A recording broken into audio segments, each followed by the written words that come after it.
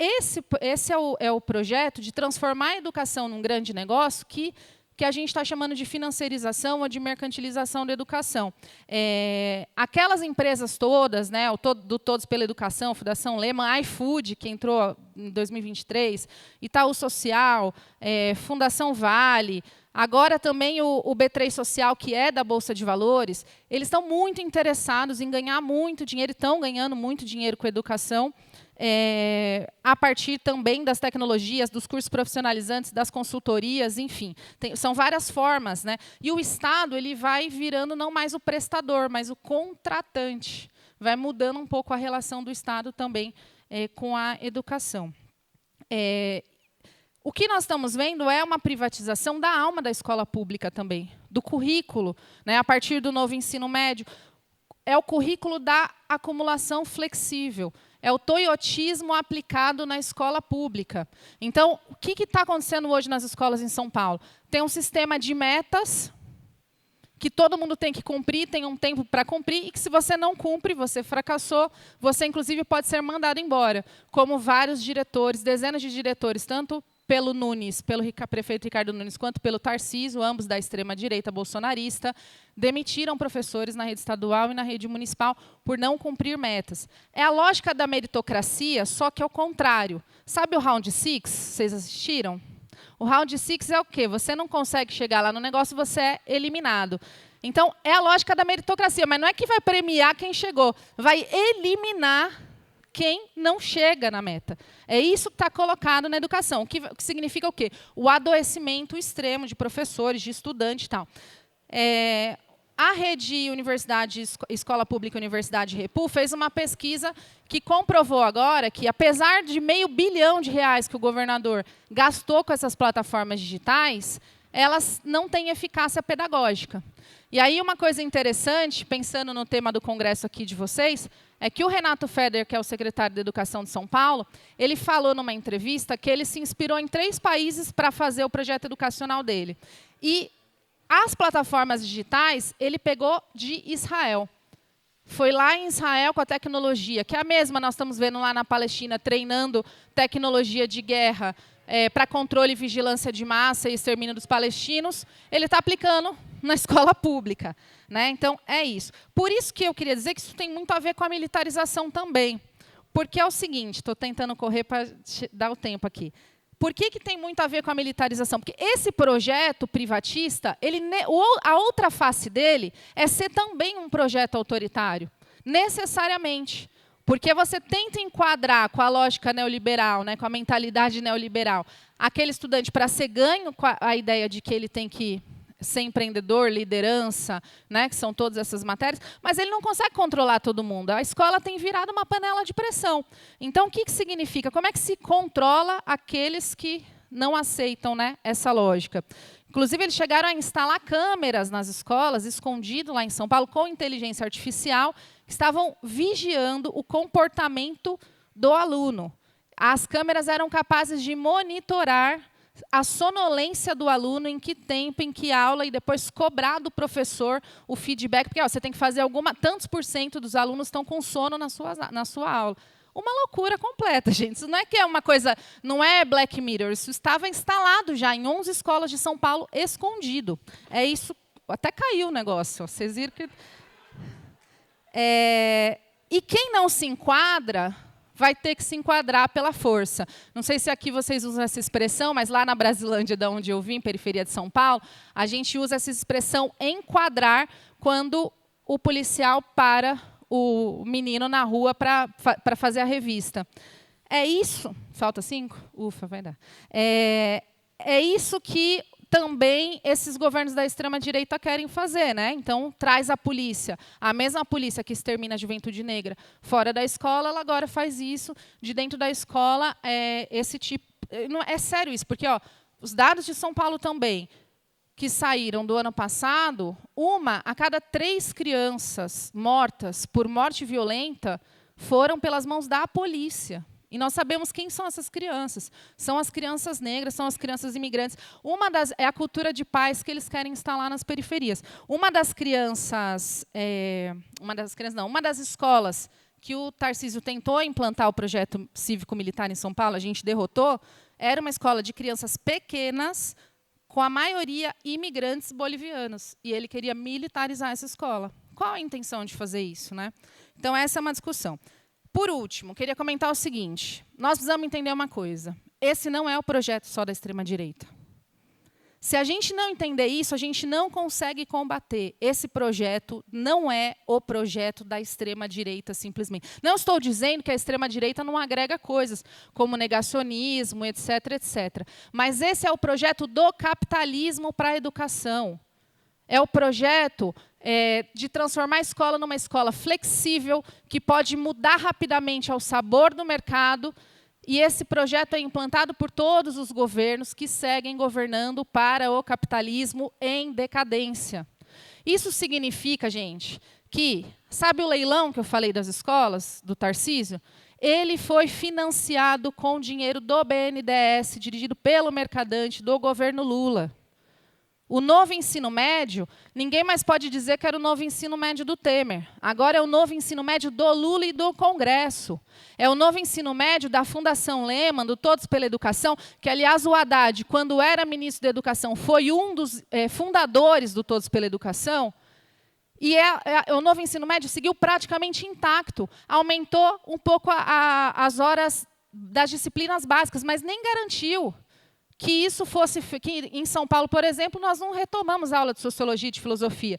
Foi substituída por Educação Financeira. Então, nós estamos falando de um projeto de educação que se combina com a política do arcabouço fiscal que vocês discutiram aqui, que é a política que vai priorizar, né, segue fazendo cortes e congelamentos na educação, sucessivos, mais 600 bilhões para o agro.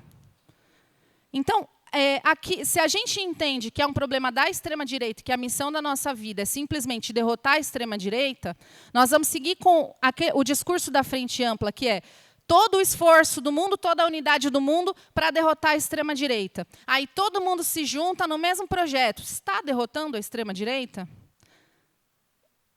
O projeto do capitalismo para a educação segue de vento em polpa. Então, e ele reflete um projeto de sociedade, onde a escola não consegue garantir mais aquela promessa do futuro melhor, simplesmente, mas a própria escola, ali naquele momento que os estudantes estão ali, eles já estão sendo utilizados para essa valorização, vamos dizer assim, para a mercantilização do capital, da educação para benefício do capital.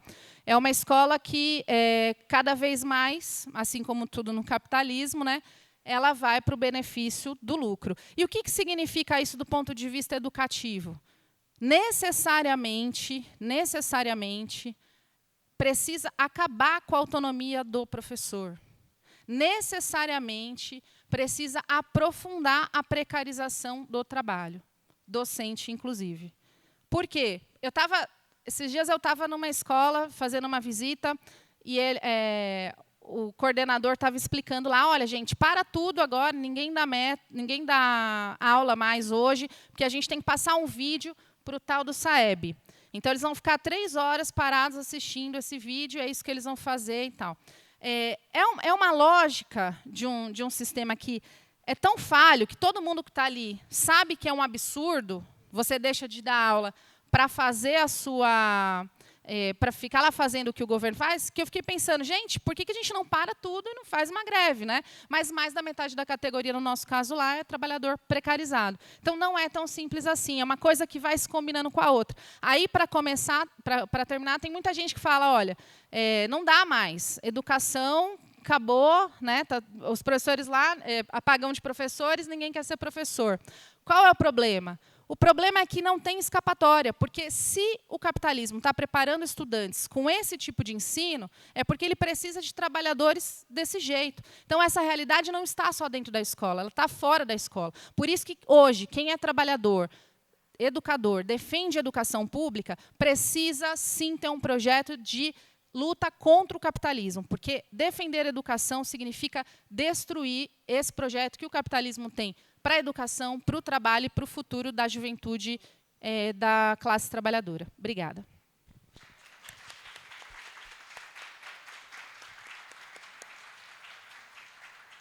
Obrigada, Flávia. Agora a gente passa a palavra ao Diego.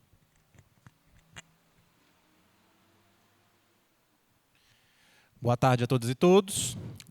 Obrigado aí pelo espaço da mesa e poder estar aqui, né? Sou da própria categoria. E acho que é um momento importante para a gente discutir elementos fundamentais que nos atingem diretamente, né? Mas eu queria começar dizendo que existem muitas concepções, percepções e visões em relação ao que é educação e como esses processos se determinam na nossa vida, né? E eu parto de uma concepção de análise da realidade que busca entender os fundamentos materiais que tornam essa dinâmica que a gente vive do jeito que ela é, né? Por quê? Porque em contraposição disso há perspectivas que pensam num ideal de educação, num projeto abstrato de educação, e não o que acontece no chão da escola, não como que acontecem as dinâmicas de trabalho, etc., né? E os acontecimentos que vão se sucedendo, eles são como elos de uma corrente. E nós temos que conseguir agarrar esse fluxo de acontecimentos para que a gente consiga, de alguma forma, corresponder aos processos em curso, né? E aí tem alguns elementos estruturais, que tem a ver com o capitalismo, e existem alguns elementos conjunturais de como esse processo vem se dando ao longo da história, né? Então, do ponto de vista estrutural, né, a escola que a gente conhece, trabalha, ela surge na história. Não foi sempre assim, né? E ela surge com uma necessidade e a partir de uma luta da própria classe trabalhadora de poder se formar longe do trabalho, porque até então as crianças são obrigadas à fábrica, obrigadas ao trabalho precoce, e nós conseguimos uma estrutura em que, com muita luta, para conseguir ter o acesso a essa educação e tudo mais. E essa dinâmica ela está calcada numa análise que é econômica e política. Por quê? Por que precisa formar essa mão de obra? Porque existem determinadas pessoas nessa sociedade que detêm os meios de produção, que produzem as grandes riquezas. Nós somos parte daquelas que não têm escolha a não ser vender a nossa força de trabalho. E a escola pública, ampla, ela é para formar essa mão de obra. Óbvio que existe escolas de elite para formar os dirigentes e tudo mais, mas essa é uma das formas da qual a gente atrai. E outra é do ponto de vista do que significa política na modernidade, né? O Maquiavel, lá atrás, já explicou para a gente que política não tem a ver com moral. Então, muitas vezes, nós ficamos chocados, abismados moralmente com todas as coisas que acontecem, mas não se trata disso. Se trata de uma questão de conflitos políticos dados nessa sociedade. É uma sociedade que tem um conflito de classes, né? E isso significa que a política nem sempre é sobre convencimento, sobre espaços como esse. Muitas vezes é sobre coerção, é sobre correlação de forças e imposições. E esse binômio, coerção e consenso, é o que possibilita que determinadas coisas avancem ou não em determinadas conjunturas. Então, o nosso país, né, vai começar a sofrer um processo de desenvolvimento capitalista no final do século XIX, início do século XX, num processo do fim do processo da abolição, da luta contra a escravidão, que vai jogar a massa de trabalho preta para as periferias, para zonas marginais da sociedade, e isso é numa política eugenista que vai buscar trazer mão de obra externa, branca, europeia, para poder fazer o processo do trabalho. Um trabalho que essas mesmas pessoas racializadas já faziam antes, né? Então, esse processo ele é fundamental porque ele também vai trazer um tom, inclusive do próprio processo de militarização, em como ele está ligado ao capitalismo dependente brasileiro, né? Esse processo que é o processo de desenvolvimento, ele vai travar muitas lutas, né? Então, a gente vai ter, por exemplo, a consolidação da CLT, que são um resultado de uma luta histórica de muitos anos, em que vai garantir uma série de direitos que hoje, e nos últimos anos, têm sido destruídos paulatinamente. E esse processo também é o que vai começar a colocar a necessidade da escola. Nos anos 30 e 40, se lutava para as pessoas serem alfabetizadas.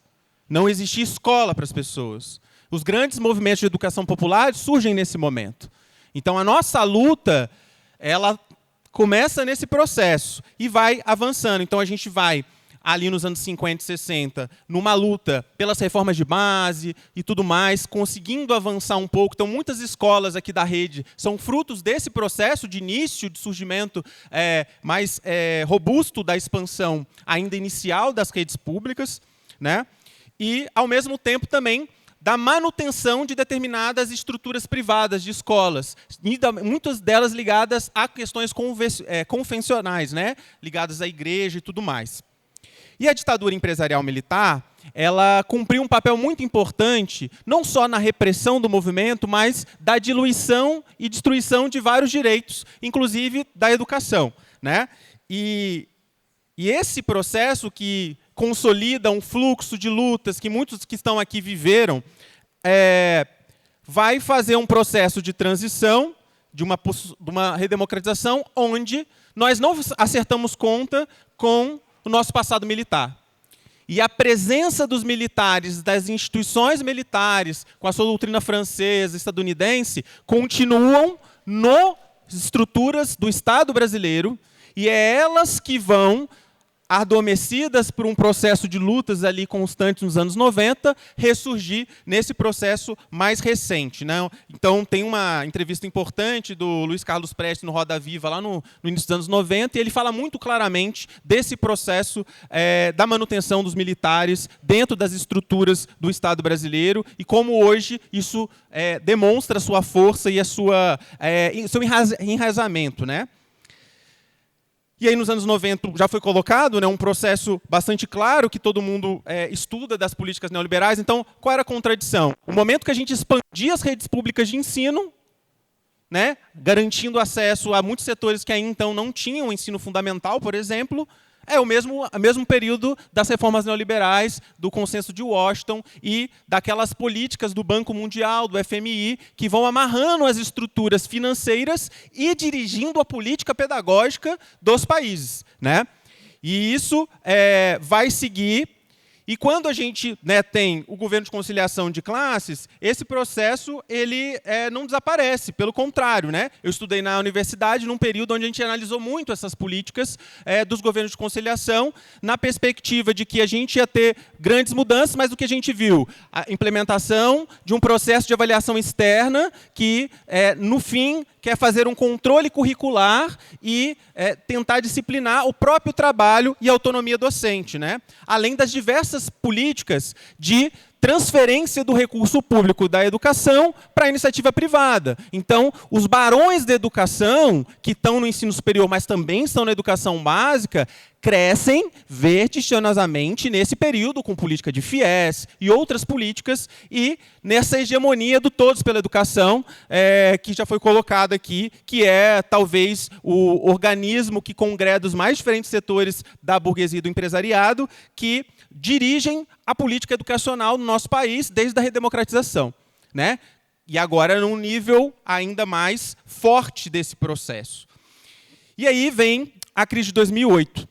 A crise de 2008 ela é uma crise internacional do capitalismo que ela vai gerar reveses em todos os cantos do mundo. Então, os processos que a gente está vivendo de privatização, de precarização, de controle, de plataformização, tudo isso são tendências gerais desse momento da crise capitalista, onde a burguesia que tinha determinadas taxas de lucro, de crescimento, tem refreado essas taxas de lucro e elas precisam expandir mercados. Para expandir mercados, eu preciso ir aonde isso até então não era um mercado. E aí eu começo a buscar o fundo público, né? E a educação, a saúde, né? A época que é o período da EBSER, é o período de várias políticas que vão buscar a transferência desse recurso público para as instituições públicas para a iniciativa privada. Belo Horizonte é um caso exemplar da política de contratos, né? De aumento abrupto de contratos desde a pandemia. E aí nós chegamos ao golpe de 2016 e um processo de uma agenda que acelerou. Então, nós não podemos discutir a política educacional como se a questão pedagógica estivesse fora da reforma trabalhista, da lei das terceirizações, Porque o que permitiu a quebra da autonomia pedagógica e da plataformização são a implementação dessas políticas, que é uma política e é econômica ao mesmo tempo, né? E é essa agenda que é a agenda da austeridade fiscal que nós estamos vencendo. É isso que a gente chama de neoliberalismo, né? E aí, o atual governo, ele segue na mesma lógica. As políticas de austeridade seguem dando a mesma tônica. Por exemplo, essa semana passada agora, nós tivemos a Carteira Nacional Docente, acho que todos vocês viram isso, e no dia do professor, o presidente estava com o presidente do iFood para dar desconto no iFood para quem tiver a Carteira Nacional Docente. Isso é uma tentativa de amenizar os problemas reais de que a precarização, que os trabalhadores da educação vivem, através de medidas de compensação. Além da lógica que a reforma administrativa que está em curso, a gente teve um debate ontem na plenária de representantes, demonstrando que a perspectiva, uma reforma que não é só do parlamento, uma reforma com a presença do governo, que busca atrelar um sistema de controle, bonificação e ameaça da estabilidade, né, criando níveis de estabilidade, 10 anos, de instável, subcategorias, para dividir e precarizar ainda mais a qualidade da educação e a nossa condição de trabalho. Então, para concluir, a gente pode discutir uma série de elementos de situações que surgem como novidades, né, seja o processo que a gente está lidando agora com a modução de módulos, mas a gente tem que olhar isso a partir de uma cadeia de eventos, de tendências gerais que acontecem na rede de São Paulo, acontecem no Rio de Janeiro, acontecem em Goiás, acontecem no Paraná, e tudo isso é importante a gente perceber porque os governos e os grupos empresariais que dirigem essas políticas educacionais buscam achar formas de implementar, né? O Paulo Lemann é o queridinho e o grande dirigente do MEC, e é isso que é a educação no Brasil, um grande balcão de negócios que nos coloca uma grande tarefa. Beleza. E aí? Qual que é a nossa agência em relação a todos esses processos? O Sindirrede, a Rede Municipal de Belo Horizonte, é uma exceção das redes públicas de educação do nosso país. Porque conseguiu, com muita luta, a manutenção de diversas estruturas e direitos que a maioria das redes não conseguiu manter. E aí, porque é isso, não basta a gente ficar discutindo qual é a política, porque, no fundo, vai ser na luta, na correlação de forças, no nosso enfrentamento, que a gente vai conseguir. Óbvio, nós estamos num cenário de, basicamente, greves de resistência por vários ataques. Mas é verdade que também é necessário que a gente consiga ampliar esse processo de enfrentamento com outras entidades para alterar o núcleo dessa política de austeridade fiscal, que é a política atual do capital.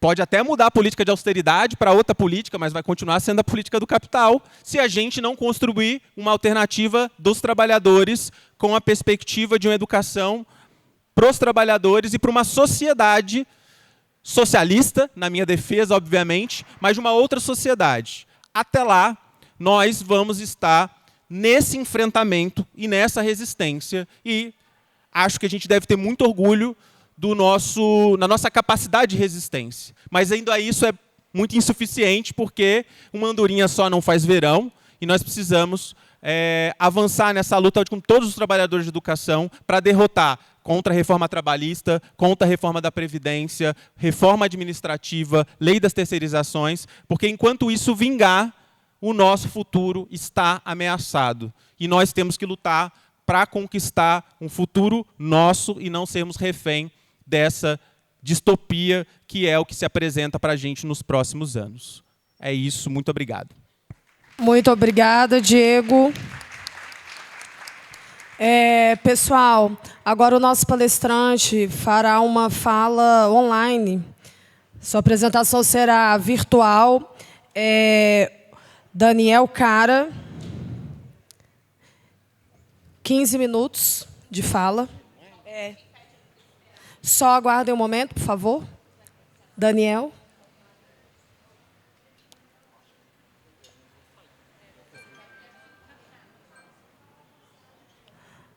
Boa tarde. Boa tarde. Estão me ouvindo, não? Sim, seja bem-vindo. Só um segundo, só para organizar aqui o negócio.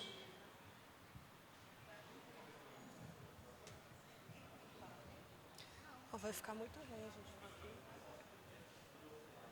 Vamos lá, desculpa, peço desculpas.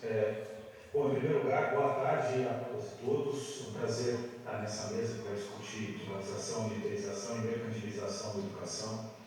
Eu parabenizo, inclusive, o sindicato, a organização do evento, porque é disso, de fato, que se trata.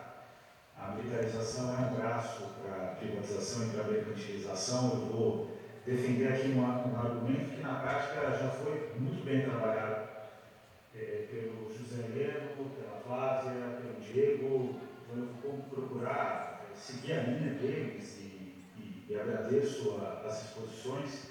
Eu acho que eu consegui pegar todas com alguns momentos de corte, porque caiu na internet, não sei se está caindo aqui ou se está caindo aí, em Belo Horizonte. Mas queria muito estar aí presente